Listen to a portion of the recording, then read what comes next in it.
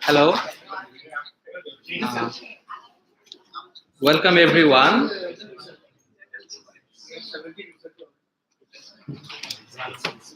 Thank you again.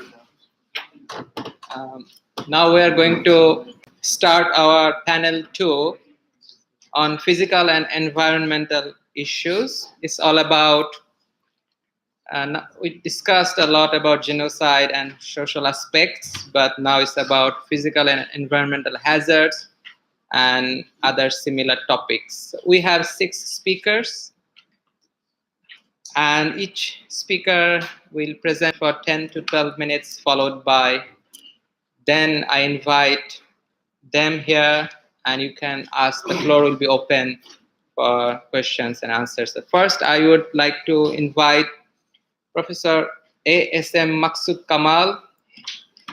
He is the founding chairman of the Department of Disaster Science and Management, University of Dhaka. Has been a very prominent figure in Bangladesh, representing disaster risk reduction policy and many other things in Bangladesh. One of the key stakeholders. Almost he is next to the disaster secretary in Bangladesh. So I hope you can later ask him any questions on how we are managing Rohingyas in the camps, where we have so many hazards like cyclones, landslides, and flash flooding. And also there will be another interesting presentation from Mohammed Shahinur Rahman on the Bhashanjar small island. So thank you, Professor Kamal, and you can start from here. Thank you, Dr. Bias.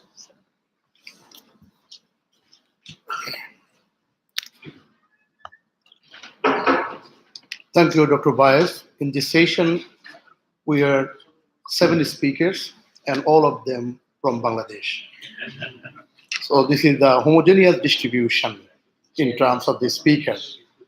So in the morning session, having a lot of discussion on the state-sponsored atrocities. Now Rohingya people are in the hilly terrain of Bangladesh. And I would like to talk on the landslide risks in the hilly terrain where Rohingya camp are located, particularly the largest camp, we call it the Kutupalong Rohingya camp. It is located relatively moderately undulated terrain, and what is the susceptibility to landslide, and whether the Rohingya could be relocated from the landslide prone area to the Bhashanjar in the next talk, which will be given. So this is the area of discussion now. Main objective of this study is the relocation issue. And we have conducted this research for UNHCR under the umbrella of Asian Disaster Preparedness Center. The department, my department is the Disaster Science and Management. This is the newly established department. And we used to conduct the modeling type of work for different type of geological, hydrometeorological, and other sort of hazard. This is the study area, and our Kutupalong camp, this is around 12 square kilometers, and expanded Kutupalong camps right now around 600,000 population of the Rohingya. And you see Kutupalong camp, this is one of the very highly populated camp in terms of Rohingya influx. And in the morning sessions, our ambassador told that around 6,000 acres of land are barren in that area.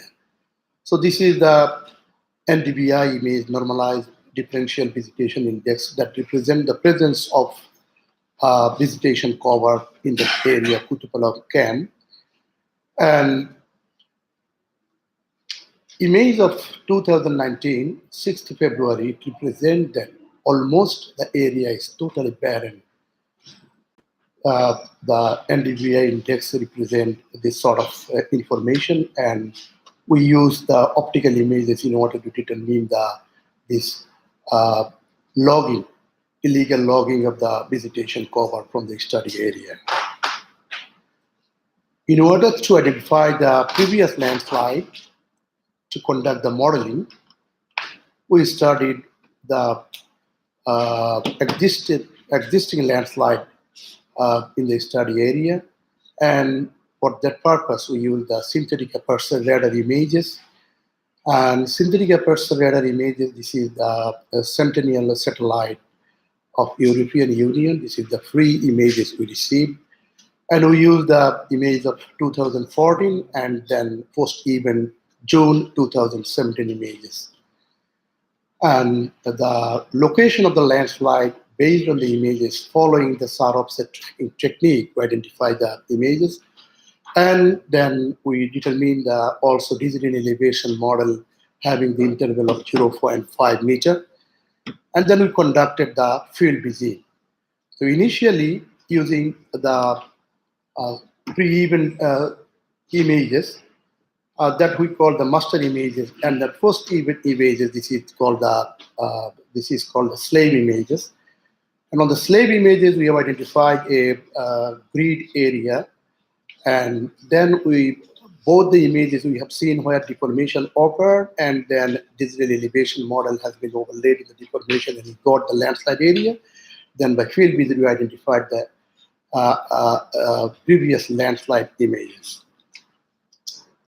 And these are the factor maps. So by two ways, we determine the landslide of the studied area of the Kutupalong camp. One is the probabilistic landslide modeling, and another the deterministic landslide modeling. In order to conduct the probabilistic landslide modeling, we need the digital elevation model. Then we need the slope map, aspects map, that is the direction of the slope, then the surface geology. We need the distance from the stream, land use differences. We need NDVI, that means vegetation cover map, and we need also rainfall data. Using these 7 parameters, following the bivariate statistical modeling, we determine the probabilistic landslide model. And in our study area, there is the Kutupalong area, elevation, highest elevation, we measure 35 meter, the slope angle 20 to 48 degrees centigrade, and within this slope angle, 83% landslide occurred. As I mentioned before, using the SAR images, we identified previous 128 landslide. Out of that 128 landslide, 83% landslide occurred in the slope angle of 20 to 48 degrees. Slope aspect, all of the landslide occurred in the stern facing a slope. Geological formation, landslide occurred in the clay-dominated geological formation. And distance from the water bodies, we identified 24 landslides during the field visit, and out of that 24 landslides, we got 18 landslides within the 10-meter distance from the stream. And rainfall, 5 to 7 days antecedent rainfall during the Mora cyclone induced landslide. We got after the Mora, we got around 48 landslides occurred in the studied area. This is the probabilistic seismic hazard model, and this probabilistic seismic hazard model represents very low, moderate, and high susceptibility. Then, in order to identify the more landslide-prone area from where people should be relocated to the Bashansor area, then we classify the highly susceptible zone based on the geotechnical information. These are the geotechnical data. We need the soil depth because we need soil depth. This is the interface of the hard rock and the soft rock. The landslide usually occur in the interface of the hard rock and soft rock. We need the cohesion of the soil, that is the bonding of the soil, we need the friction angle of the soil. That is if the friction angle is higher, usually landslide occur, and then unit weight of the soil, and later on we need the slope angle. These are the 5 parameters by which we determine the deterministic model of the landslide. This deterministic model represents the unstable area within the high susceptible zone of the probabilistic landslide model, and then critical unstable and nearly unstable area. This one, the right one, represents the combination of the probabilistic and deterministic landslide hazard model. This is the model performance. We studied in 2017 and later in 2018. Landslide occurred due to the rainfall, but landslide size was very small. For that reason, there were some injury, but no casualty occurred. And this is the model performance. We have seen that 80% landslide occurred in the 40% area of the slope.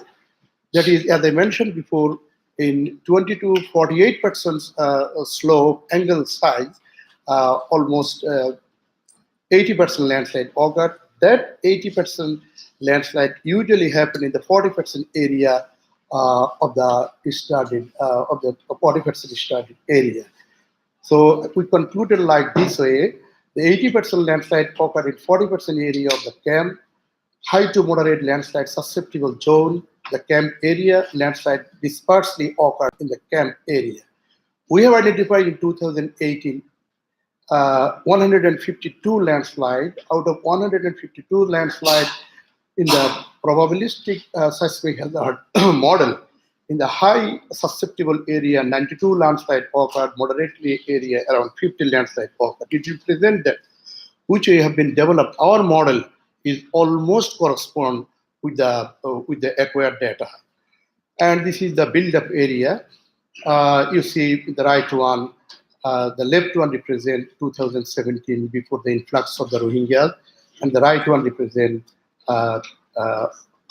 immediately after the influx of the Rohingya, and you see the makeshift houses. Here is the risk scenario, and landslide zone nearly unstable. We have around 24,976 houses. Critically unstable area 3,880 houses, and unstable zone 899 houses. Then in terms of the habitat, in the nearly unstable zone, we have 149,000, almost 149,000 inhabitants. Then in the critically unstable area, 23,280 inhabitants, and in the unstable area, 5,394,000. This critically unstable area and unstable area, government planned to relocate this around 30,000 people in the first phase of the relocation based on this study. And our research contribution and way forward is the camp area is moderately to highly landslide prone area. About 25% of the highly susceptible area is either critically unstable or unstable. Out of 152 recent observed landslide, 41% have occurred in the model derived critically unstable and unstable zone. And then about 30,000 people are living on these 4,779 makeshift shelters located in the unstable slopes. IOM and UNHCR are utilizing this research-derived risk information for relocation in the Bhashan area. And further conclusion is like this: landslides are relatively small in size due to the less soil thickness and exposed geological formation. Where the exposed geological formation is relatively hard, and the maximum thickness of the soil is 4 meters. For that reason, landslides are relatively smaller one. A long anthropogenic intervention may cause big landslide, like 2017 landslide occurred in the hill district of Bangladesh. So it does not mean that the landslide should be smaller one.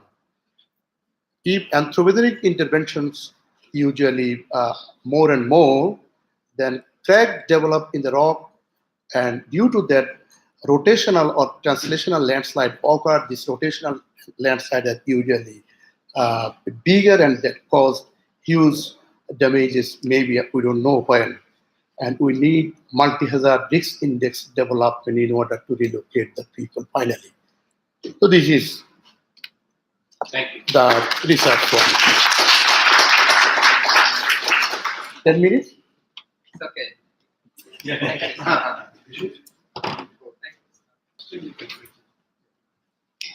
So, thank you, Professor Maksud Kamal. So he mostly talked about landslides in the Rohingya camps in Bangladesh, the Kutupalong Rohingya camp, the biggest right now in the world. So our next speaker is Professor Rakib Ahmed from the Department of Geography and Environment Studies, University of Rajshahi. This is the northern Bangladesh.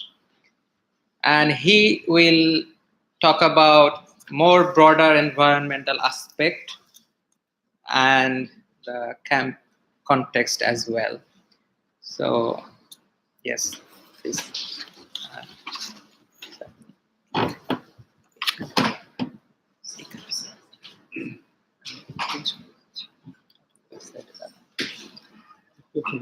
আমি এখান থেকে বুঝতেও পারে এখানে যাবে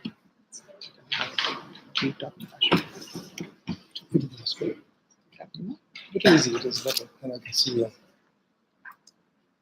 It's nice.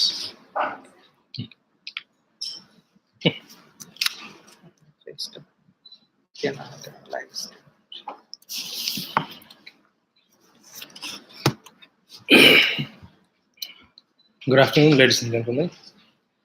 I will try to bring back from such technical paper to again descriptive paper. Am I reaching to all of you? It's okay?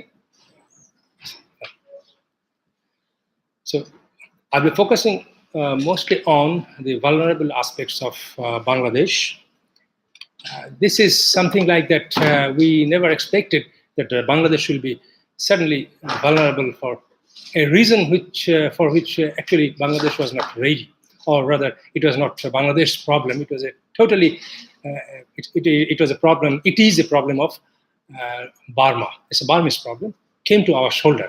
But Bangladesh is a democratic country. They cannot ignore the importance of being in a society, global society, the UN Charter, the global humanitarian causes. So our Prime Minister is personally, she's very sensitive to this type of issues, as well as the Bangladeshi people. They also supported, total population supported Prime Minister to take this decision of accepting all this, such a huge number of population from Myanmar. Rohingyas are a completely different ethnic group. They speak something very close to Bangla, but they're completely Burmese. And when we look at the maps and look at the books and histories, Bangladesh High Commissioner Mona Tasneem very clearly told us that about this region, Arakan has it was never with Myanmar. It always maintained a very distinct, independent or separate entity, and it was more Indianized and culturally, socially, all respect, it was more towards India and Bengal region than Burma. It is separated from the main part of Burma with the high mountains, and they're all business used to be with the Indian sides. I have checked several books, and everywhere I found none of the authors, they're very good English authors, they never mentioned anywhere, anytime that Rakhine state it was under the Burmese state. it only came under Burmese occupation, Burmese dominion in 1825. So let us come to that issue. So it was a kingdom continued until 1785. Then it went to the Bengal Sultans and the Mughals. They continued here, and finally it was, and then they included even a big part of southeastern part of Bangladesh, which is called Chittagong district. So that was also included in the Arakan. So it was a single country, and the people of Arakan state, majority is Buddhist, the Rakhine's, and next is the Rohingyas. There are many other people, and Rohingyas are not necessarily always Muslims. They are Buddhist, they are even Hindus, Christian. So it was never a religious problem. Burma tried to emphasize on this issue, it's a religious problem, but it was never that. It was always, it's an ethnic issue. The Rohingyas. So this is a very old map of that region of Rakhine, anyway. And the British occupied this area in 1826, and after that, it was integrated into a presidency, a big Burma, which is known as Burma, and after that, it was made independent in 1948. Taking up all the population, all the areas of Burma as a single country, it's called Union of Burma. This is actually surprising how this has become an issue, social issue and political issue, that Rohingyas are not a part of Myanmar. Rohingyas wrote it, and these Rohingyas and the other Rakhines, who are the majority, when the Burmese occupied Arakan region, Rohingyas did not migrate to Bangladesh region. The Rakhines, the Buddhist people, they migrated actually, and they are still a big part of, quite a good number of them, they live in Bangladesh right now. So these shifting movement, it was very spontaneous under a single country. And both the groups have their relatives in Bangladesh region, they're economically tied up, they're culturally slightly tied up with, similar to our Bangladesh area people. The first riot occurred during British period in 1942. Somehow, the Burmese people came to understand that they need to do something. And then it was again, this violence came in 1962 when Burmese government went under military rule. Then again, it was the violence took place in 1978, in 1991. Then Burmese government changed their Citizenship Act in 1982. Then again, there was a problem in 1991, 2005, 2012, continuously. And Rohingyas continued to migrate, but it was actually a push factor. They always pushed by the Burmese. They were never pulled up by any sort of situations in Bangladesh. So these are the reasons for which, by which the Burmese Rohingyas found themselves very vulnerable in Burma. And this vulnerability came to Bangladesh right now. So these things were already narrated by some other speakers, so I would like to skip that. What are vulnerability to Bangladesh, actually? This is, we can say, management aspects, the government's managerial skill, handling the situation, social aspects, social dimension, economic dimension, environmental dimension, and our international position. And this vulnerability depends on how Bangladesh financially, it depends on Bangladesh's financial capacity, then government's skill, Bangladesh's capacity to mobilize international support, Bangladesh's capacity to pressure on Burma. And all the four issues, Bangladesh, I wouldn't say Bangladesh is successful. They're trying very hard to mobilize their strength. Look at this graph from August, how vulnerable it became to Bangladesh administration and managerial skill. In August to end of September, early October, nearly about a million population came to Bangladesh. And when you look at the migration problems in Europe, in North America, in anywhere in Africa, this is an unimaginable size, and 1 million in just 60 days. And when the population Rohingyas crossed river, they came to Bangladesh by crossing a river. And it was very, it is part of Bay of Bengal, and they have not experienced, particularly older people, women, children. Thousands of people died. They drowned in water. I'm sorry, this slide is in German actually. So, but anyway. See and understand that. So these are the aspects. Government was unprepared, insufficient land and river routes for the Rohingyas' arrival in mass, unprepared health facilities, unprepared housing and shelter, insufficient security system, no plan for the next days. What is going to happen in next year, 6 months? It was only the until 2018, situation was really bad on Bangladesh side. And the shelters and the camps, the situation in the camps were tremendously bad. It cannot be compared with any of the settlements, any of the shelters anywhere in the world. Kutupalong and Balukhali, this data says that is one of the largest one. And WHO, they estimates it was totally, it was little more than 1 million. Bangladesh government says it is about 1.3 million. Whatever it is, it's a very big size.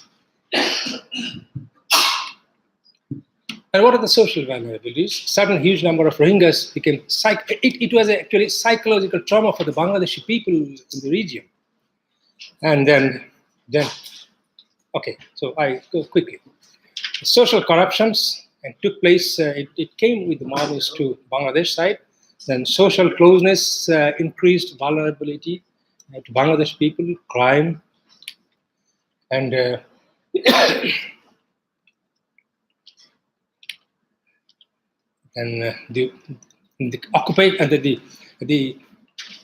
employment, it became they became a competitor with the Bangladeshi local people, so it was a serious problem. But there are two problems significantly very high. One is in presence of when the Rohingyas do not have any leadership, any leader.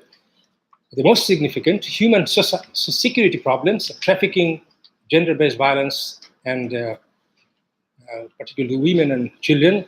And these problems this problem exists in Cox's Bazar in Bangladeshi population as well. So that increased it. And lengthy stays in squalid camps will raise the appeal of joining an insurgency in Rakhine state. So their longer stay might create another problem, local as well as international insurgency. Let me go to other sides like economic vulnerability and environmental vulnerability. When we look at that, deforestation and uncovering lands are the serious problems. Air pollution and vulnerability in disease spread, water contamination, we are still unable to control these type of problems. When I look at the image, it very clearly says that in 2018, it was 2008 is there a significant part of the forests are completely gone.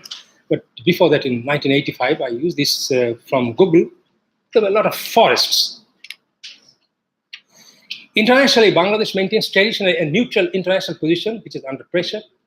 Even US, Turkey, and EU, they never finally kept their commitments. Bangladesh approached China, EU, Russia, Japan, USA, Muslim countries, India. We did not find sufficient support, but government is still trying right now. They are trying to mobilize their support, and this situation has put our foreign policy under pressure. Alternatively, to manage, the government has decided to shift them to a small island just 40 years before that island didn't exist. It is a very new island. And government's arrangements are perfect, excellent. There is a helipad, medical services, everything's fine. But we have to remember, this is in front of a very regular coming of cyclones and water surges. We don't know exactly what is going to happen. Professor Imtiaz told that luck may come 1 year, but not every year. So what is the future of Bangladesh, Rohingyas in Bangladesh, and Bangladesh's future with the Rohingyas? We don't know exactly when they will return, if, then how, mechanism under the MOU between Burma and Bangladesh. Rohingya issue is not sufficiently included in our national budget and national strategic plan. I have two questions here. One is why the Rohingyas so much disliked by people inside Burma? This is, I don't know exactly why is that. And number two is that why was Bangladesh unprepared about the Rohingyas mass arrival in 2017? Since we have a lot of information, so we know history, this, that, but we are not prepared for that. Thank you very much. Thank you.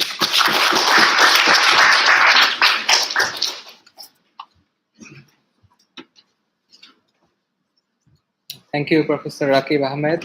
Now I want to invite Professor A.K.M. Saiful Islam from Bangladesh University of Engineering and Technology. And he will talk about the cyclone vulnerability and climate change impact on the Rohingya camps.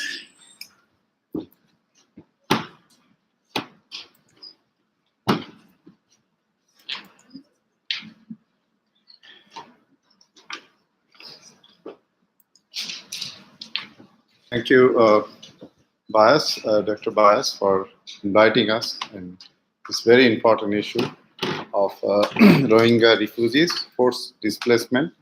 So already you have, from the morning, you have seen a lot of good presentation, political talks, and many aspects. But my presentation is what is going to happen if Rohingya still continue, how vulnerable in terms of climate change and global warming.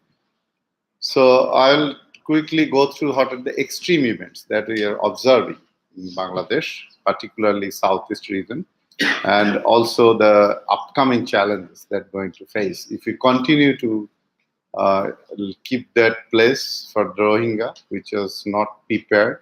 Also, if we relocate to new position, which already Professor Rakib shown that how vulnerable in terms of cyclone storms are. So the bad news is cyclone storms will be more intense and frequent. So my presentation, I think already you know that where they initially come and where at least 100,000 we try to place, that is Bashan Chor. It's 20 years ago this chor was not there. So how this area is vulnerable and what is the vulnerability? So this is a plan that already Professor Rakib showed. I actually take it from our newspaper recently, 29 January, it was published in Dhaka Tribune.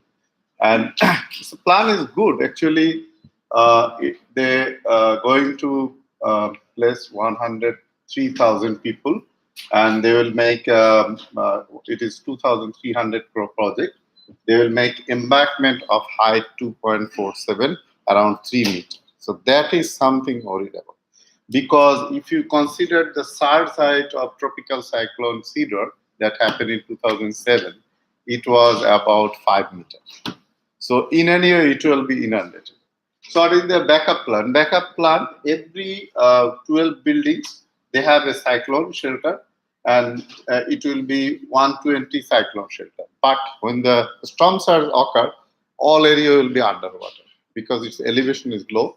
So even they will be like in the tower of the cyclone shelter. So this is one big worry. If so, alternative could be transferring that from there to another location if we know well ahead.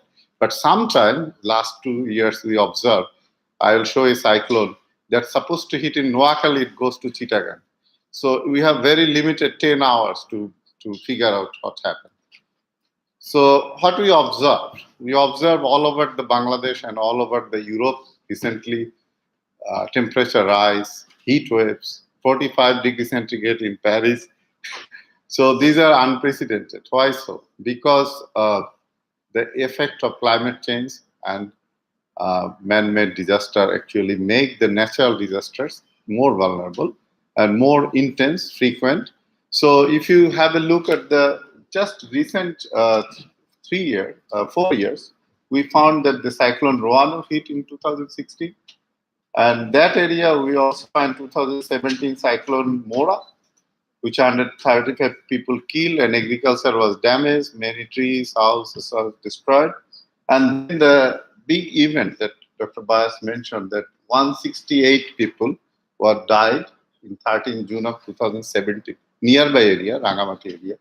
And that already, I think Dr. Maksud Kamaluni, he shows that 50% cyclone is landslide is occurred in the Rohingya prone area. So if that event is more intense, more rainfall occur, will be more vulnerable. And this year, even cyclone Fani, that is also occurred in 3rd to 4th May. And you know the category of the cyclone Fani? It's a category 4. And luckily, it is not come directly to Bangladesh. It is gone. India, it hit India and then comes from the southwest part. It becomes category 1 when it enters to Bangladesh. If it is, we are also very worried this year what happened. So within 4 years, we see 3 big cyclones, at least category 1 cyclone. So that's the worried about. And this is the area is very much flash flood prone, landslide prone, and cyclone storm surge.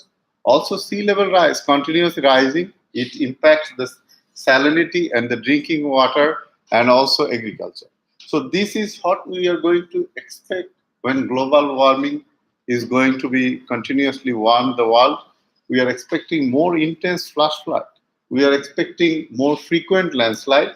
Cyclone storm surge, IPCC, according to the last report, it will be more intense. And sea level continuously rise and continuously salinity increase. So I will show some of the study results, but this slide shows what are we going to expect under warming world. So this is the study we do with the UK Met Office. It's a Helix project. We take the projections of 50-kilometer resolution Cortex South Asia domain, and we multi-model data, we bias corrected, and we find a specific warming level. So we found, I just show a couple of results what we are going to expect in Bangladesh and also Southeast Asia, Rohingya prone area. We found that the summer temperature will be increased. All the more we are going to be in the future, particularly February, March, the temperature will be increased. That means we are expecting more heat wave and more, I think, the health stress during this period. And we also see the extremes will be shift. Not only the mean temperature 2 degree or 3 degree will rise, but also extreme will be more extreme. And yesterday I looked at the graph because I found that this area will be more, actually, maximum temperature will be more this area compared to other part of the country. So, and if you look at the shift of the probability of the 1 day maximum temperature, you see that the more you are going towards the end of the century, the probability of occurring this will be high. And then what it means that we are going to expect more maximum temperature and more extreme weather. Similarly, pre-monsoon and monsoon rainfall, according to the climate model, will be more.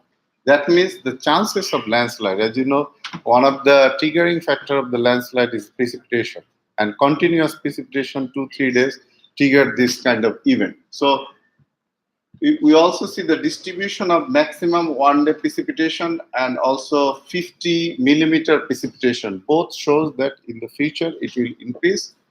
And then we have a look of the basin-wise flow.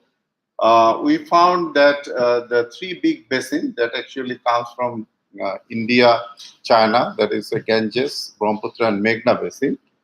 We did a study on that. We found that the maximum flow, Q90 flow, 90th percentile, will be increased with the warming. And similarly, the duration of the flood or the Q90 flow will be increased in the future. The more warmer, it will be more devastating. So that already mentioned, previous speaker, that cyclone in very dangerous. Why so? Because the Bay of Bengal is a forming ground of cyclone, tropical cyclone. And I think another speaker will show why so. Because the sea surface temperature that needs for this is 25 to 27 degree. That in pre-monsoon season and post-monsoon season, we have that condition. We also have the lower vertical wind. We also additional influx moisture from South China Sea. And we also have the flood trade. And that causes this area more dangerous, particularly southeast region. And the new island that government is forming, that is also cyclone storm surge prone. And the more people in the exposure, that means we have the more disaster in this area. And we already have about 1 million Rohingya population, in addition to the present population, which are very vulnerable. So I'm going to show some results of Cyclone Rohanu that hit on the Chittagong area and 23rd and 22nd and 21st to 23rd May. And that category 1 cyclone actually causes $2 billion damage, and it is only 85 kilometers. It's not the cyclone Cedar, which is 240 kilometers per hour. And we do the modeling for the area. This is a domain. We use the Del 3D model to see the possible inundation pattern. So if you see, the cyclone started with 21st May, 0 hours, and then it moves to the area, and 15 hours, it's the maximum inundation surge. And that, on that period, hits the Bashkali and other Coxbazar, the Chittagong areas, Anwara and other. And the protection that we talked about, the embankment, that failed. Actually, that was failed. And this protection, because earthen embankment cannot sustain. And that, if you think that this embankment will be very useful, not always the case. And then if you have this kind of cyclone with additional 1 meter sea level rise that was projected globally and also for the Bay of Bengal of the 5th assessment report, what will happen? So we run the scenario with additional 0.5 meter sea level rise. We run with the 1 meter. We found the disaster become more and more extremes and more vulnerable to the population. For example, 1 meter sea level rise will inundate 5% of the area, whereas currently it was inundated 0.46%. Considering everything is same, and it will impact more people than the present conditions. So in the future, this cyclone will be more severe because of this intensity and also its sea level rise condition. So this is the spatial distribution.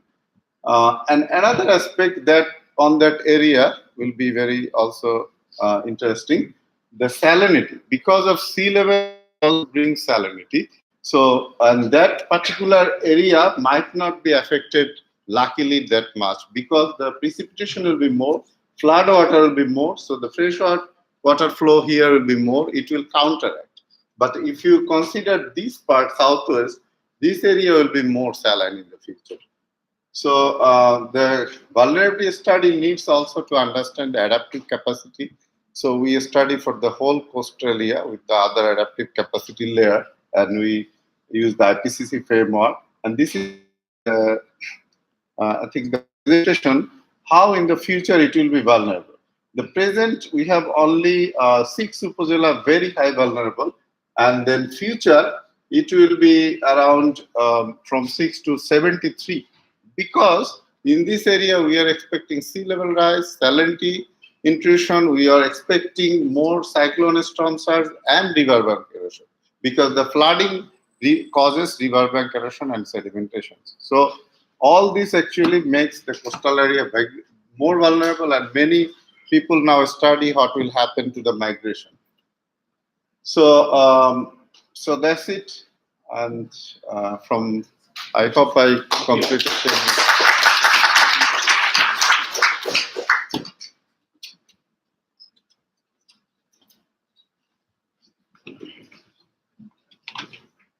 Thank you, Professor Saiful Islam.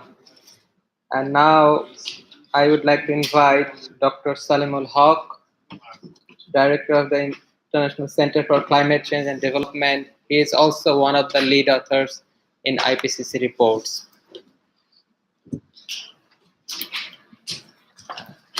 I don't have any slides. Thank you very much, Bias. Good afternoon. Assalamu alaikum to everybody. I'm afraid I don't have any slides, so you're just going to have to listen to me. And what I do is I tell stories, but I'm going to build on whatever's been presented already very competently by my fellow speakers. The first story I'm going to tell you about is how Bangladesh as a country dealt with the influx of the Rohingyas over the last 1.5 years or 2 years. And you've heard a lot about it in the political context. I'll tell you about it in the environmental context. And for each of the environmental problems, I will tell you what we've tried to do. Now, this is a wicked problem, so there are no solutions for anything. Every problem, every solution has problems associated with the solution. Okay, so there are no clean solutions, but we have tried to do what we can. And this, to me, is really a credit to the people of Bangladesh, from the government to the NGOs who are working there, to anybody who's working in that region, the local population included. So number one, these refugees came across the border and they were given a place to stay, which was a forest area, several thousand hectares of traditional forest. It was an area where wild elephants roam. They come up and down from north to south, from Bangladesh to Myanmar and back. We built the refugee shelters across the elephant paths. And initially, some of the elephants actually trampled over some of the huts and killed a few people. But then after that, Bangladesh government, IUCN and others, have built a series of elephant towers around the camp, and they give warnings to the elephants to go around instead of come through the camp. And that's been very, very successful. Now what the next thing they're trying to do is to see whether they can give corridors for those elephants to come through and not trample through the camps. But we built the camps on the elephant trails without knowing that we were doing so. The second problem we had, the devastation of the forest of the thousands of hectares I mentioned already, was that people needed firewood and went to the forest to collect firewood and were increasing the pressure on the biodiversity and the forest outside the camp, so the remaining forest. And that was quite severe. There was quite a lot of biodiversity loss and firewood through firewood collection. I should say, by the way, that the information I'm sharing with you is based on a year-long study that my center did along with a number of experts from different institutions in Bangladesh that was commissioned by the International Organization of Migration to assess the environmental problems and then recommend solutions or at least some ways of mitigating the environmental impact. So what I'm mentioning to you is both the problem and some of the mitigation actions that came out of that. So on the biodiversity loss for firewood, the solution, which is quite an expensive solution, but it's something that is now being implemented at scale, is to provide them with LPG. They are being given gas to cook, either in the homestead or collectively in groups together, and that is now being provided to the refugees in quite a large scale, and therefore they don't have to go out and cut trees or get roots from some of the trees. Some of the areas had been totally devastated because they had to forage and get whatever firewood they could.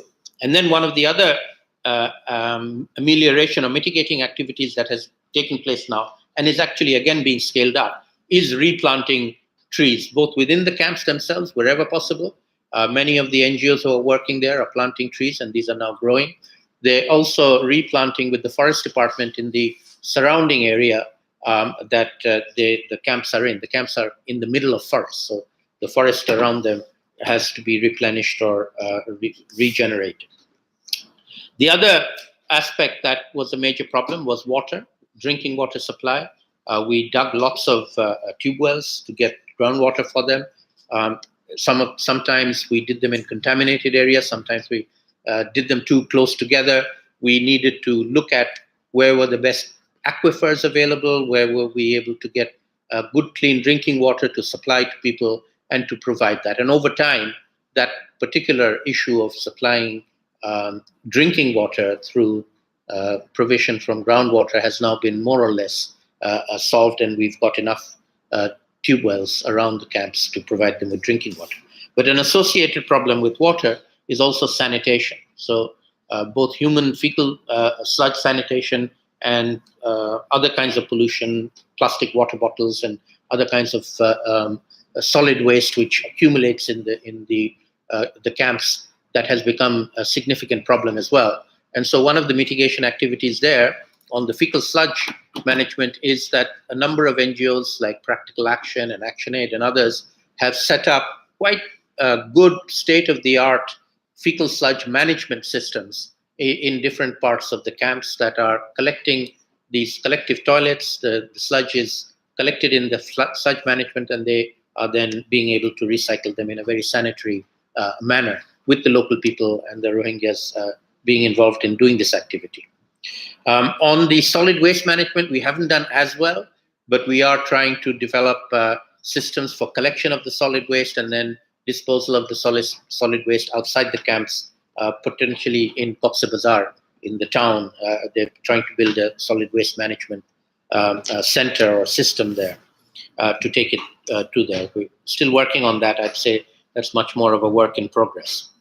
The other element that we looked at was air pollution. And there's a significant amount of air pollution both outside the camps, because a lot more vehicles are coming and going in that area now.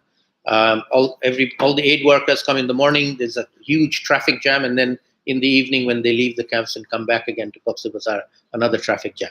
And then inside, as I said, particularly when they were burning firewood inside to cook, there's a significant increase in particulate matter for people inside the house, particularly the women. And so this provision of LPG has helped that to some extent. So we're trying to monitor the air pollution. It's not a huge problem, but it is can be a significant problem, and we're trying to find ways of dealing with it.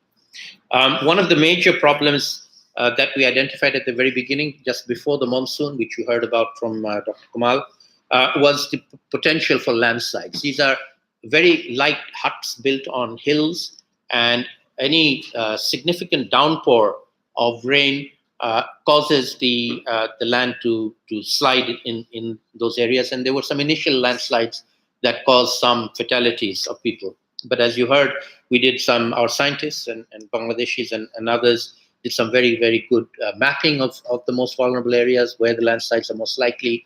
We relocated from the most vulnerable areas some of the households to less vulnerable areas. The whole area is vulnerable, but there are variations in how vulnerable the place is. And for those who are still vulnerable, they were provided with extra rope and extra materials to batten down the hatches so that the houses could be better protected. Or can't call them houses; they're more like huts. Could be better protected during the heavy rainfall. And then finally, also making channels for the water to flow down and not make the huts flow down with them. And that actually was quite successful. So the last monsoon period that we had, there were very few fatalities from landslides. There was one household of 4 that unfortunately died. But other than them, there were no more fatalities. There were quite a few heavy rain downpour events, but we didn't have the fatalities that we could have had we not been prepared for that. The one big thing that we are still not prepared for, we've done a lot of capacity building in terms of letting people know what to do. We have Bangladesh as one of the best cyclone protection and warning systems in the world for most parts of the country, but not for the Rohingya region. We don't have cyclone shelters there. But what we have done is to tell people what to do during a cyclone. People are aware of what they need to do, where they can go there. There are now structures built that are not cyclone shelters, but there are structures where protection can be taken. People can go and stay during the warnings. And so even though we don't have cyclone shelters there, we hope that even if there is a cyclone that hits that particular area, it will not be as devastating as it might otherwise be. So the bottom line for this story is to tell you that what can be done is being done. And it's a combination of Bangladeshi experts, Bangladeshi government, Bangladeshi NGOs, international community, IOM, UNHCR, you name an NGO, and they're all there, working there. There are thousands of international expats working in Cox's Bazar, and the Rohingya refugees themselves. And one of the important elements that I'd like to highlight here, which Saiful has just presented very eloquently, is that originally it was a humanitarian crisis, an immediate environmental crisis, and we had to meet the crisis. The crisis is over. They've been there for a year now. We've managed the crisis. Now it's a slightly longer term problem that's not just humanitarian anymore. And in that longer term problem, we now have an additional issue which wasn't there before, which is climate change. In fact, Bangladesh is well known, and my area of specialization is climate change. Bangladesh is well known as one of the most vulnerable countries to the impacts of climate change. And we had a very recent analysis of where the most vulnerable hotspots in the country were. And we identified 5 of them. The low-lying coastal area, you saw the map, the southwestern part of Bangladesh, but Saiful just showed. The riverine flood-prone areas, the northwest of the country, which is a drought-prone area called the Barind, and our major cities like Dhaka and Chittagong that are prone to heavy rainfall flooding. The Cox's Bazar region is not one of the hotspots. But if we did that study today, then Cox's Bazar would, in my view, be at least number 2 or number 3 because of the Rohingya refugee population there and the host population there have now become a very vulnerable to climate change population. And so we need to bring that factor in to our thinking about what we do. Whether they go to Bhasan Char or they stay in Cox's Bazar or they go back to Myanmar even, this is really immaterial. We need to factor that fact into the plight of the refugees, Myanmar refugees in Bangladesh. And what that adds in the conversation, in my view, is in addition to it being a humanitarian crisis, a political crisis, a refugee or a genocide crisis, it's now a climate change crisis. So the world of the climate change decision makers need to be aware of that. They need to be told that there's a climate change refugee problem in Bangladesh. And incidentally, now that this has been raised, Bangladesh is not the only place where this is true. It's also true for the refugees in Syria, also true for the refugees in Uganda, also true for the refugees in South Sudan. Refugee populations tend to be placed in most vulnerable areas, and those areas are now being impacted by climate change as well. So climate change impacts on refugee populations, even though these are not climate migrants per se, they're political migrants, is nevertheless a new dimension that we need to take into account, and potentially an area to bring in either further financial assistance or at least political might come from the global community. So something that I'm particularly doing in the climate change arena, bringing this to their attention. And finally, let me just share a little bit of my own thinking on what we need to do, given that this is a highly political and, as I said, a wicked problem with no easy solutions. And we have to figure out what to do for ourselves and do what we can. But in that spirit of humanitarian acceptance of these people, looking after them that Bangladesh has already displayed, I think one of the things that we need to take into account going forward is the fact that the majority of these people are little children. That's an amazing fact. That's not true for many other refugee populations. Half of them are little kids. And we're putting them in schools. In fact, my daughter works for BRAC Education, who has 300 of these schools that are providing them with local level education. I think that is now our responsibility. Little kids we are in loco parentis. We are their de facto parents. We are responsible for making them into good citizens. Whether we give them Bangladeshi citizenship or not doesn't really matter. We should make them good citizens, educate them, make them be able to get employment somewhere, do good work. I feel that now should be our overwhelming humanitarian feeling towards what are we going to do for them, with them, is look after the children. I think that to me is an overriding priority. So I'll stop there. Thank you very much.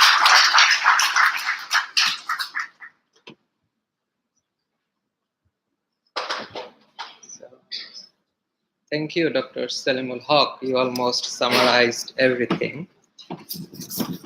Our next speaker is Dr. Bishwajit Mollik from Technical University of Dresden in Germany. He will talk about the social and ecological consequences in the camps.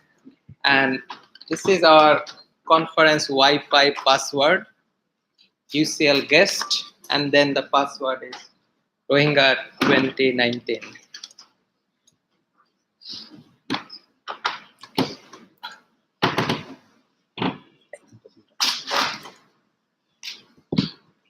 Good afternoon, everybody.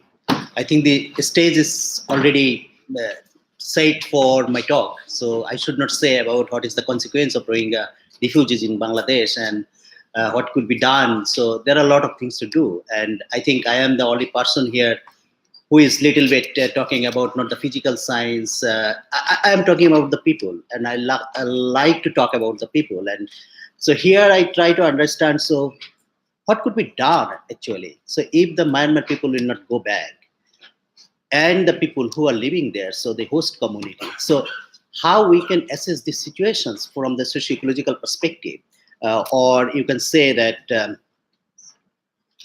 the understanding the migration thoughts. So they are also migrant, and in that sense, so I think some people from the host communities, they also thinking now to migrate. So let's see in these connotations, so what we can learn from my proposal. So I am not giving you any empirical evidences, but I am giving a thoughts how we can actually study these two contexts together. So first of all, so everybody in the I think have these feelings that it's very difficult to understand the root causes of migrations. So we just generalize it. It's a pull factor or it's a push factor.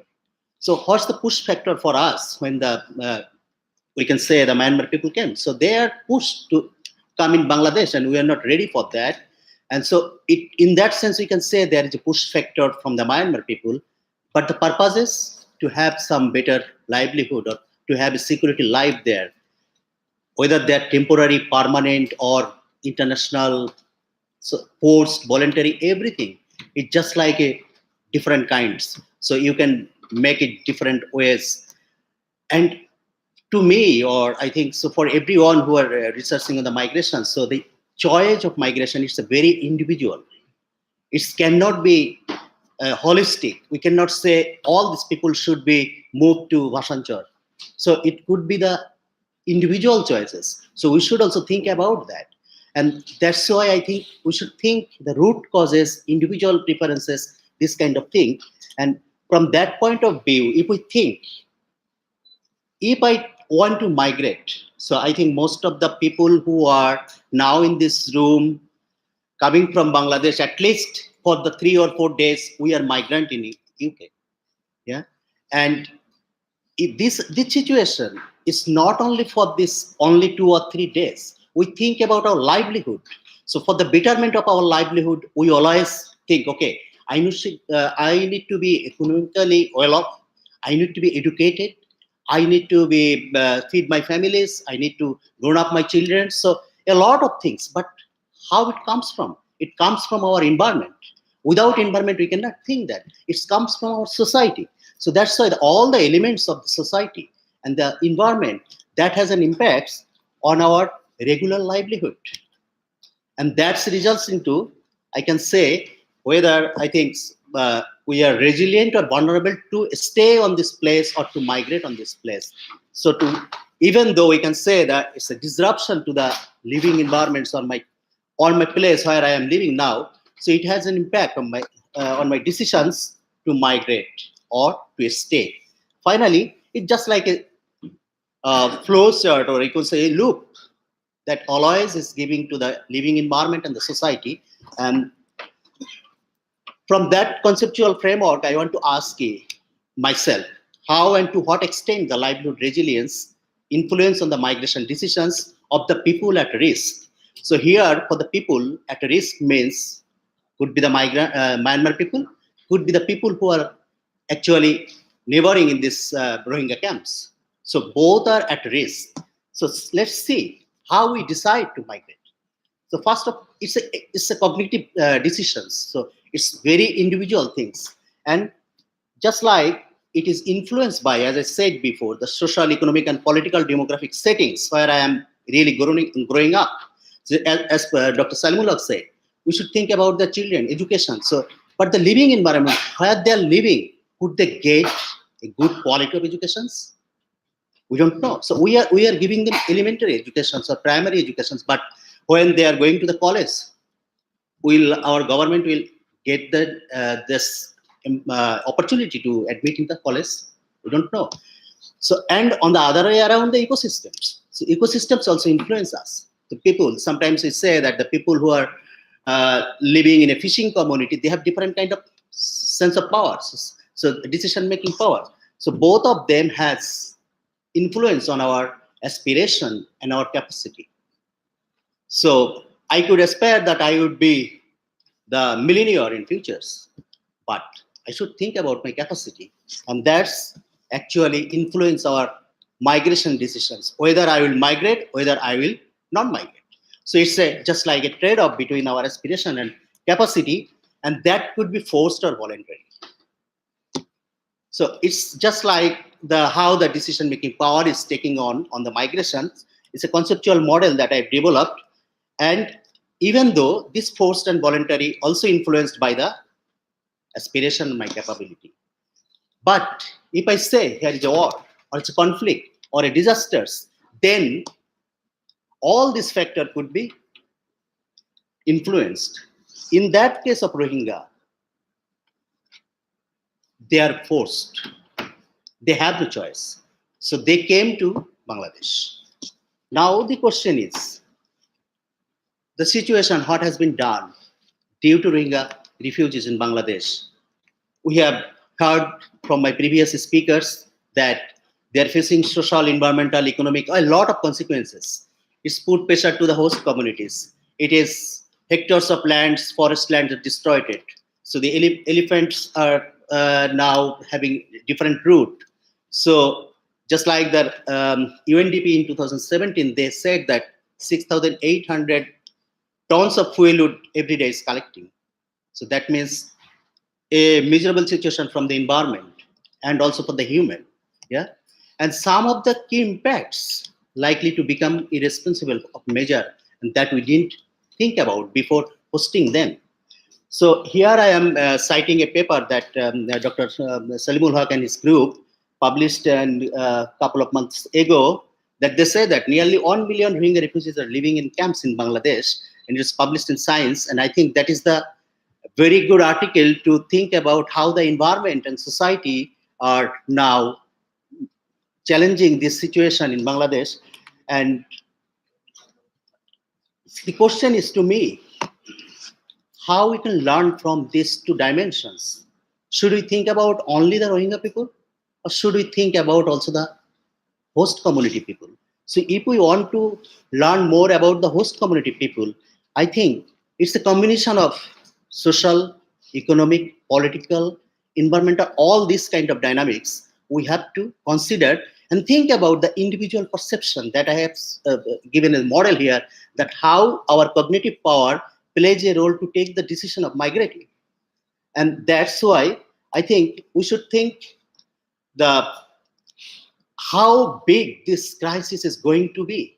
If we see the landslide, so Professor Maqsood Kamal sir also presented this. I am taking a published article here, and you can see that this magenta colors, it's just like growing. Yeah. So this means it's becoming more challenging for us in that sense. Zooming to the Okia places, it's just like you see, it's a big red mark here. So how such massive changes could be destructive situation for the host communities? For the social consequence, if we see, I think we know from the morning sessions there are a lot of issues discussed: education, livelihood, economics, pressure, security, all kind of things. My question is that, are the people like Bangladeshis happy to live at their existing livelihood situation and the environmental conditions? Are we ready to live there? Will the communities who are the host communities there, didn't they think that should we move if this situation continue? Have you ever thought that? Maybe that could be another point of area that we could start researching, and that could help us for the future research. And that's why I try to propose. So I proposed a research conceptual model here. I called it residential satisfaction model. And my research question is: are the people happy to live at their existing livelihood situation and environmental conditions? So we could understand that from place attachment theory. So it considers the place identity. So under the place identity, we can ask, everything about my village is a reflection of me. I think everybody like their places to live in. Yeah, everybody wants to die at their birthplaces. So it's a power of place, and from that point of view, we can see how important the neighborhood is, and that's also an dependence on my income, on my livelihood. That means my village is the best place for doing the things that I enjoy most. As far as I am concerned, there are better places to be than my village. No. And then the place affect. I feel relaxed when I am at home, yeah, or in my village. So these kind of questions, this kind of satisfaction in the livelihood give you the confidence. So give us the confidence to understand how the host community feel about this Rohingya crisis in Bangladesh. And then the place of social bonding, that's also important. So I think these kind of indicators we can propose in a study framework that we could start to talk about from 5 pillars. The first one is means of livelihood. So that means how do they work, what type of housing situation they have, what type of education facilities they had, health, safety, and other entertainment facilities. So that is my means of livelihood. And without livelihood satisfaction, I cannot stay in a place where I want to live. So then my social connection is very important to live on the earth. So without any connection, you have no chance to live on. So that means the bonds, the bridges, and also the links. And then the main problem, I think, the language skill. It's very important if we consider the communication between the Rohingyas and Bangladesh is there. So language plays a vital role. And then also the ICT skill, I mean the social network skill, using the Facebook, Twitter. So we are doing a lot of things. And then also the infrastructure, as Dr. Salimul Haq sir and also the other speaker, Rakib sir. So he also mentioned how the infrastructure is important from there. And then the governance issue, I think that's the very important thing. So the security issues, the human rights issues, and also the safety issues. So there are a lot of things in these 4 pillars that is social, economic, and political dimensions.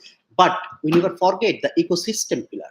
That is also important, and that is based on the natural resource-based livelihood system there in the Cox's Bazar. It's not that there are a lot of industries there. So most of the livelihood sources are agriculture and fisheries. So that thing, we should think these 5 pillars for the investigation, considering these factors from the empirical cases that could be the individual cases, or could be the household level surveys, or could be the expert interviews, and then it's raised to the community and to the national level. And with this, I want to approach here my research design that I am going to conduct in a couple of months later. So we try to consider multi-site approach. Then the villages located near the 3 different agroecological zones differ by the road. You can see the Kutupalam. And then also the Rohingya attachment. Without Rohingya attachment, so that study site will not be considered. Then the multi-level qualitative data. So I will try to consider here the interview of regional experts, focus group discussions within the village, and also the interview with the returnees. Sometimes we are thinking about the returnees. Thus means there are some people living in the Cox's Bazar, working in Dhaka, and went back to the Cox's Bazar. But sometimes now they are also thinking, no, I will not go back to Cox's Bazar because the situation is different. So that means that arises the questions, so whether they are really want to stay at these living conditions at their own places. And finally, the data analysis could be conducted by the qualitative comparative analysis, and that could make more qualitative and quantitative analysis that generalize the still case-based evidences for the people who are living there, so that we can say it's a research design that can help us to understand the host community's perspective, basically due to this Rohingya issues in Bangladesh. And I think with that conceptual note, I want to thank you for the organizers and giving me the opportunity to talk here. Thank you.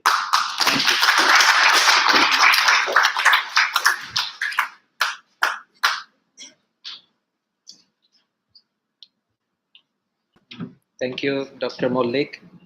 Our next speaker is Mohammed Shahinur Rahman from Bangladesh University of Engineering and Technology. He will talk about the small island, Bhashanchar. Good afternoon, everybody, and thanks for the organizing the timely conference on Rohingya.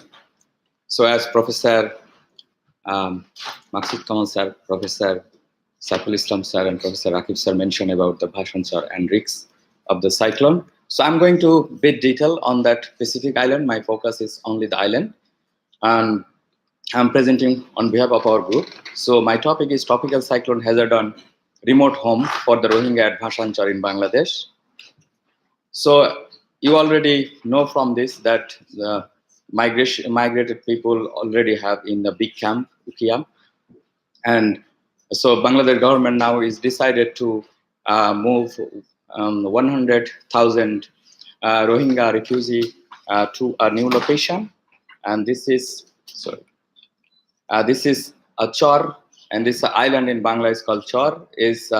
Bhashanchar is located nearby island is Shondip is 4.2 nautical mile, and you can see that is like a pretty remote island.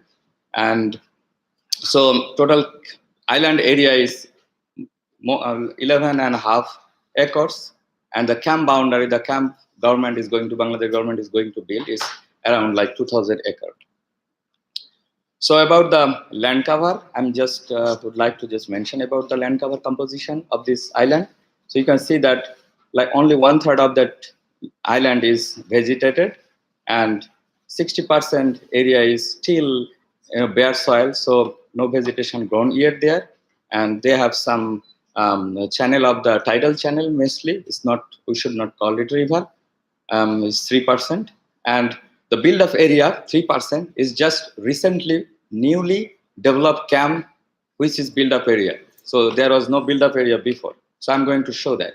So in 20 years back, you can see from the Google Earth image, high resolution image, there is no island existed in 1999.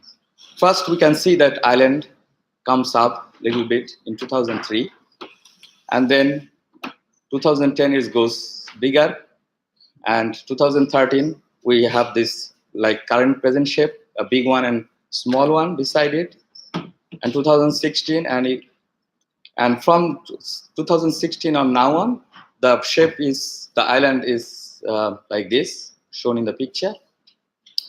So this island actually within the 20 years course is not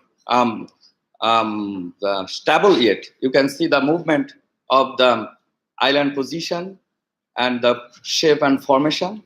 You can see in 2003 and then 2006. You can see 2009 is shifting in south, 2012 more south, and 2014 is goes the current shape, and 2016 is almost in the same position. 2019 is in the same position. It's stabilizing, but we cannot say it already stable island. So going to the cyclone hazard.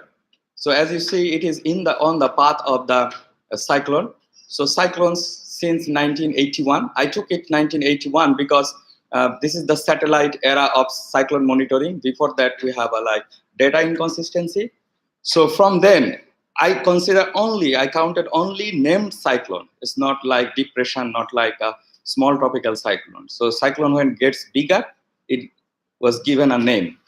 So 35 cyclone, and you can see that 8 of them is 4 and 5 category 5. This is a huge within 30-40 years. So in Bangladesh coastal zone, you can see there is a like western zone, central zone, and eastern zone. So Bhashan Char is like in the intersection of central zone and eastern zone. And like I analyze return cyclone with return period 5, 10, 20, 50, and 100 years return period, and with the surge height of central zone. So using the Aster digital elevation model in corporation with a very simple surge decay coefficient model. This idea is very simple. Like when cyclone surge in the coast, it goes like with the same constant surge height, some distance, and it goes height is goes decay is going to smaller when it goes more further. So with this surge height and the constant surge distance and surge decay coefficient, we model this cyclone inundation with the different return period. You can see 5-year return period, 10-year return period, and 20-year return period. So surge height is like a low hazard, very low, low hazard, moderate hazard, high hazard, and very high hazard is like a 20-meter apart is a class of surge height. You can see 5-year return period cyclone has like more than 6 meter surge height of this island. It is almost 0%. And like high hazard is 7%. But if you go to the 20-year return period, you can see that the high hazard and very high is 30%. And what about the 50 years return period and 100-year return period? So in 50-year and 100-year return period, you can see the majority of the like almost nearly half of the area is in high hazard area. And one interesting thing is like the current camp location is on the, I think, top ground of the island area. You can see that. So it's a red mark on the camp area. You can see those most, even with the 100-year return period, most of the island will be underwater except the camp area. So that is good in one sense. Another sense is like now there was nothing. We put the element at risk. We had hazard. We didn't have any element at risk. So now we put the element at risk. So together with that, we have risk, cyclone risk on that island. So those are the total population that government is planning to put, like around 100,000 and like 1,440 residential building on that. There will be definitely school and hospital for this 100,000 people. There are cyclone shelter, water and utilities service will be provided, and other public infrastructure, road, and you saw another image in helipad there. And there is a jetty, a small port, and other transport service. So all element we put there at risk. So risk mitigation measure is as the proposed project has like they are planning to have a like 13 kilometers surrounding the camp. So they propose like 2.5 meter high embankment, and they have a wave breaking, like a surge breaking wall at the beginning. So, and after the foreshore, there is a like flood protection embankment. As Professor Islam mentioned that if we don't design it properly, that could be failure. So in image it looks good, right? But we have to put it and design it nice way so that it can really work. And we have like 120 plot. Each of the plot, I mean, each red dot is a one plot. So each plot has a cyclone shelter. This cyclone shelter, I doubt can hold all the people, because they said each building has 16 families. So if you multiply with the number of people, the capacity will be limited. So in addition with that, just few observations. as you can see, that lot of tidal channel over there. So those channel can cause lot of erosion during rainy season.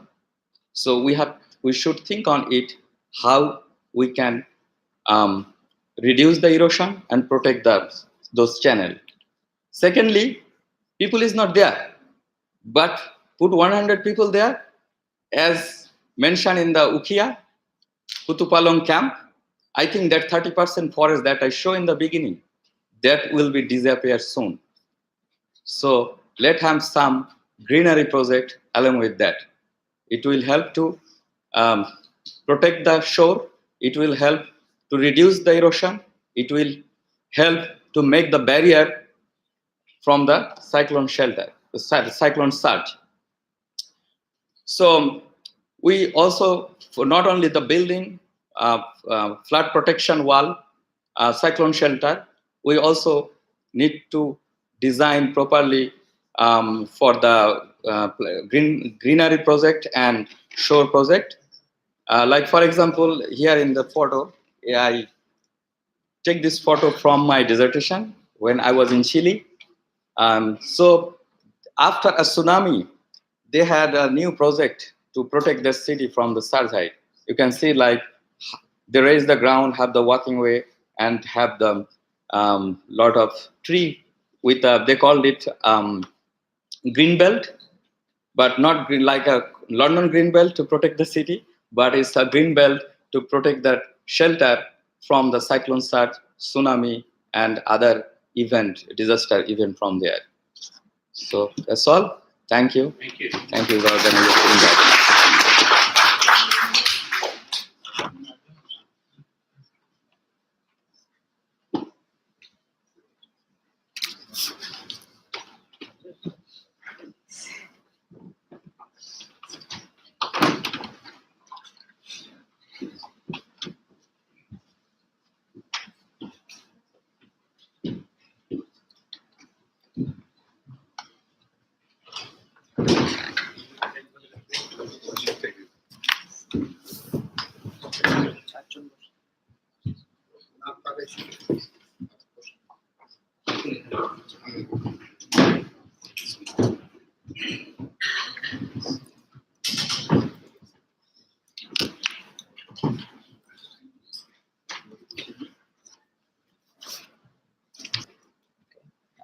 I want to thank the 6 speakers. And before I open the floor to the audience, like what I understand, I mean, there are problems with genocide and many other social consequences, but also there are problems with environmental hazards in the camps. That is like very clear. And ICC court, all these things, future and past is like what happened in terms of war crimes. But presently, they are living in a really vulnerable context. And so I just have one question to the panel members. I just heard government is now planning to relocate 30,000 Rohingyas, like from the camps in Cox's Bazar to Bhasanchar immediately. That is the top priority, and followed by it would be 100,000 Rohingyas. And international audience and donors and many others are really concerned about it, including we, the Bangladeshis. Can you please, like from Shahinur Rahman's presentation and from all other presentations, from Professor Saiful Islam as well, we can clearly, it was clear that only the camp area was safe, but the surrounding, it would be inundated. What's the justification for this kind of relocation? Still not happen, but might be. And how you justify in terms of government, perspective. If someone, Professor Kamal and So Dr. Salim let me take a crack at it. I'm not speaking on behalf of the government. I assume the logic behind it was that there were just too many people in Cox's Bazar. That was not a natural settlement, it was a forest area. They're living still in camps. It's not really a long-term solution. And they thought that another location would be possible. They invested a lot of money in creating that alternative. Whether it will be useful or not remains to be seen. Some volunteers want to go there and stay and see how it goes. Perhaps it might work out for them. But in any case, even at the maximum number of 100,000, it's only, 1/7 of the numbers involved. So it doesn't really solve the problem of the Rohingyas in Cox's Bazar. You can't just take 700,000 to Bhashan. So in that sense, it's another, as I said earlier, attempted solution that doesn't solve the problem. It might solve a little bit of the problem if they can get volunteers to go. And it will have to be voluntary. Force people. Anyway, that's my view. Yeah. I think if you consider environmental hazard, they are, I think, displacing people from landslide hazard area to a storm surge hazard area. So this is initially I thought, because considering the sea level rise and also the height of Cedar was 5 meters, but the height at present, the embankment is 2.86 or around 3 meters. So total, I think if any cyclone comes with a category 5, that area will be inhabited for sure, even the protected area, because that's why they created shelters. Shelter is created to temporarily stay there, but during that period, it's an island, so it will be put completely underwater. So it will be like a small places where outside you cannot go because of the storm surge. So in considering that, it's very vulnerable. But I think one of the things I understand that it is a big population pressure on the Cox's Bazar area. So government has to find a place. And right now, finding a place in Bangladesh is very difficult because it's so densely populated. You know that we are part of a study of the national airport. So government is still a struggle to find a national new airport. It is difficult. So this is another. Secondly, I think they wanted to put a place where they can give them some livelihood. At present, they are staying in the camp. They don't have any other jobs to do. So I found from the report that they can do agriculture, others. So probably that will, if it is an independent island, it is possible to do their own livelihood by their own way. So that may be an idea. So there are pros and cons. Okay, so I now want to open the floor for the audience. That's something, right? Come on. Okay. Thank you. As I understand, the government also considered the social aspect. In many regions, since the present camp area is almost open, the Rohingya can move elsewhere. So that creates some social problems, and it creates in future huge social problems because they are also included into our host community. So that is one issue. Another issue, as mentioned by Professor Islam, that in the present place, it is not possible to generate the livelihood aspect of the Rohingyas. So, as I came to know from the report, and I had the discussion with the Ministry of Department of Disaster Management, they mentioned that government is going to generate some livelihood options, some small industry, and for the children with regard to the education, government is also constructing school and playground, etc. And the embankment, 13 kilometer embankment, that is one of the protection considering the likelihood of the cyclonic event. The shelter is around, the first floor of the shelter is 14 feet above the ground, and the peak level is 4 feet. And the cyclone shelter, which is going to be constructed, 120 cyclone shelter, their government is taking extra measure to protect the people from cyclonic event. So from every context, you could consider the Bhashan Sar, it's a good place for the Rohingya people.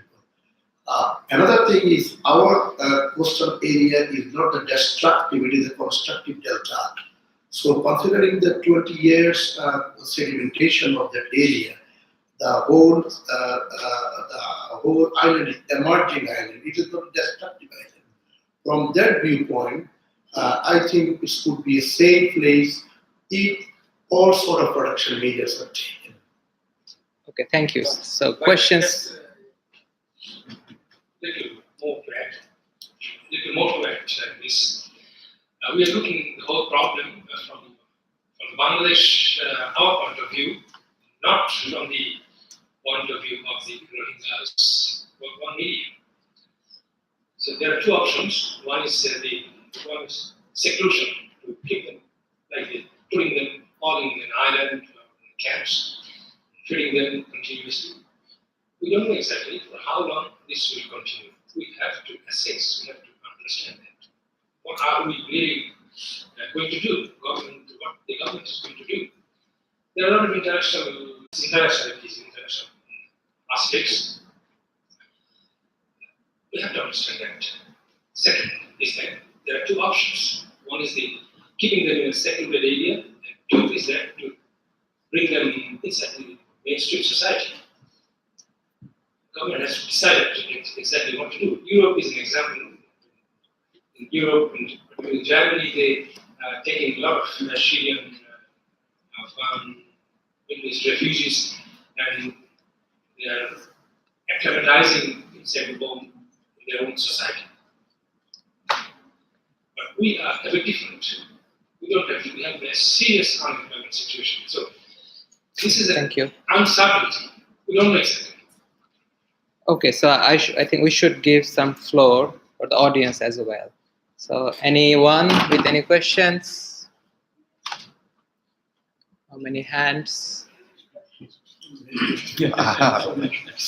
Oh, okay, so we need another 2 hours. I will give floor to the new, who didn't ask any question already. So it goes to Professor from Thailand, you first. I take few questions. Yeah, take a few at a time. Yeah. Okay. Just switch it on. Thank you. I'd like to thank all speakers for a very interesting content. I did hear how speakers do. The environmental aspect of camps and refugees has been brought up in different countries. And it came together with the issue of nationalism, racism as well in some places. And I'd like to bring this up to be here for you, and this could be one of the additional issues when it comes to environment. Actually, my second point is about Boston Island. It reminds me during English time, refugees were put in the case of Indonesia in Kalam Islands, and infrastructure was built. The difference is that island is stable island, and they were there waiting for resettlement, which was progress. In the case of Rohingya, there is no such thing of progress of resettlement. And the island seems to be, I borrow the term used, submerged island. It's completely different. I wonder because of your expert, advice, Bangladeshi government, your agencies, that might not be a solution. If I borrow you, actually, accepted solution may not really contribute to solve the problem. The next question, hands on.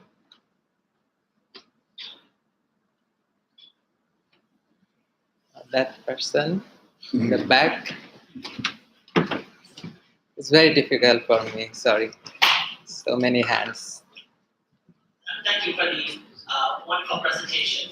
And I think it's good juxtaposed against the previous panel because whereas there were discussions about genocide terminology and what this is the panel where it's about actually dealing with the issue, whatever you want to call it. And this is a crisis where you're having both scientists and also those in the engineering world complementing the decisions made in the political sphere. So in what way do you feel that there's a two-way conversation, and in what sense is it really top-down? Because a lot of presentations, and it's very important that you have research being done about Bashar Chor, and it does seem to be like a political decision is made, and now we have to figure out what are the implications of it. And it also might feedback, but that's what it somewhat seems like. So to what extent do these does this research drive policy, or is it a reaction to these policy decisions? The second question has to do with the Rohingya voice. And this research is all very important. You know, one thing that does seem to be a bit missing is the actual voice of the Rohingya people. And Asumia mentioned some examples as to how they are kind of recapturing agency in that they're participating in reforestation programs. But also, Professor Ahmed made a very important point that many Rohingya see this as containment rather than opportunity. So, to what extent do you see in the projects that are being undertaken, was Rohingya actually playing a very strong role? And if you could give examples or illustrations as to how that comes out, that would be excellent. Okay, thank you. Another one. Hands up. How many? I give it to that lady in the back. So, Sakar, you can reach her. Thank you for all the good presentations. So the environment is getting degraded, which is increasing vulnerabilities of the host community. It's not related to Rohingya, but the host communities, the vulnerabilities, the social, environment, and economic vulnerabilities are increasing. So don't you think that the international community should help or should assist Bangladesh government to restore the environmental condition? Because so far all the supports are going to the Rohingya refugees. So even if they leave, this whole area will be completely barren and the whole population will be under the threat of different natural hazards. So don't you think the international community should come forward? Thank you. Okay, thank you. Now, the panels quickly, please respond to the questions. So let me go first on the last one.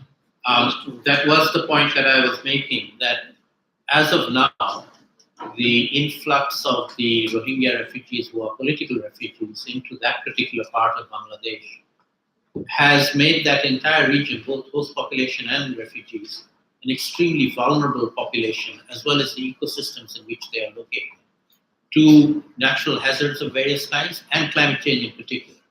And therefore, there is a new dimension of global responsibility towards Bangladesh and that population living there to help them, not just humanitarian, but because of environmental degradation caused by people who are causing climate change.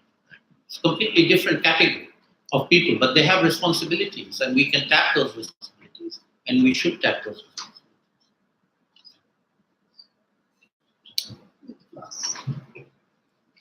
In addition with that, some environmental degradation, for example, landslide, what we did, so it's not possible to stop the landslide. It depends on many factors, rainfall, slope angle, slope materials. So in that vast tract of land, even engineering measure is not possible to do. From that viewpoint, the relocation is the best option. And I know there are some solutions in the international community to make Bashar more disaster prone. And following the Toronto water taking some measures also. And Professor Rakib Ahmed, and then Professor Islam. Yes,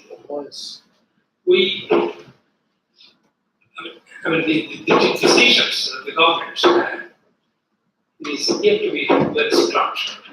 For example, I raised, I mentioned that about the government's economic budget and government's strategic development plan. And now the places this Rohingya issue is clearly evident. What government is doing, it looks like situation is going to be solved very quickly. This type of problem, I don't know who has mentioned about 67 billion population, whether it's in facilities and currently are assigning, the migrants, this type of political migrants. I have not yet seen a single one to be properly. So this is the one of the 67. So we are very sure of what to do next about these Rohingya migrants. And Bangladesh is already environmentally threatened area, but it's a coastal area. They are going to have a high population increase fissure. Washington is going to take only 100,000, or other 1,200,000 population, 1,200,000 kilometers. These things are not very clearly explained in our strategic development plan. God, something has to be done there. Thank you. I'd just like to add is that the question was content rather than opportunity. I think right now they are more content because they don't have any options for livelihood. We heard that Vashan said they can do some agriculture, industries, the activities. So it would be better. And also I read that the government plan to not locate everybody all at the same time. It will be step by step to see how they cope up with it. It is challenging, but right now it's miserable because landslide hazards and other also deforestation is there. So many issues. Even containment, even to monitor them is a tough challenge because we heard many stories that they get Bangladeshi passport and going to Middle East and other countries, and with some other reports we also saw. Of course, they can do many things, but we want them to back to I think, Myanmar first, and then they can get their right and they can apply their rights. Okay, thank you. Two things. Now I understand you have so many other questions, but you can ask during the coffee break. We go now and come back exactly at 4:30. So almost 27 minutes you have. And a big clap for the speaker.